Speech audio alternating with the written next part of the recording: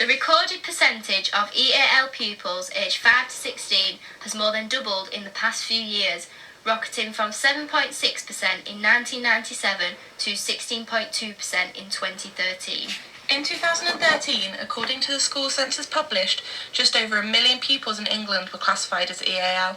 This leads us to ask, why are some practitioners still struggling to include EAL children, especially since this number is sure to have increased in the 4 years since this count? So what is EAL?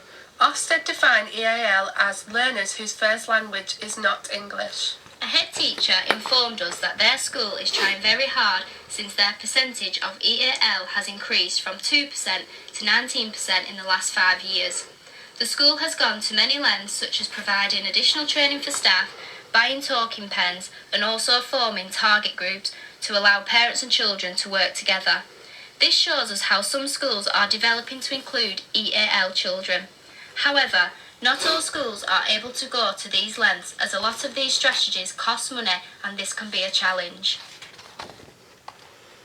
When on placement, I observed bad practice by the teacher who was working with the EAL children within my class.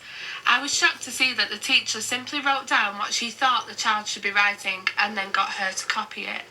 I wonder how that child felt. How would you feel if this was you? This showed me what bad practice looks like. What does this say about the inclusion of EAL learners? My school had regular EAL group sessions which were led by a nurture teacher. After observing a few sessions, I decided to plan my own in order to develop my practice. I made sure to use many visuals and hand gestures to help aid the children in their understanding. I taught the children the names of the fruits by letting them handle, chop and taste them. Mystery and Grant provide us with strategic guidance when taking into consideration EAL children. They make interactive learning a focal point for their investigation, and they conclude that the approaches such as role play and active learning can be extremely beneficial for EAL pupils. Pim also supports this by writing about the best ways of supporting EAL pupils in school. Many of these suggested ways are practical and hands-on activities. Personally, we believe that schools are not equipped enough to handle the ever-growing amount of EAL children, and we are saddened by the way that a lot of professionals still struggle to include them.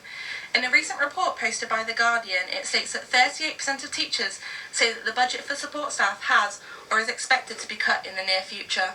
Also, the National Audit Office estimates that schools will face real-term cuts of around 8% by 2019.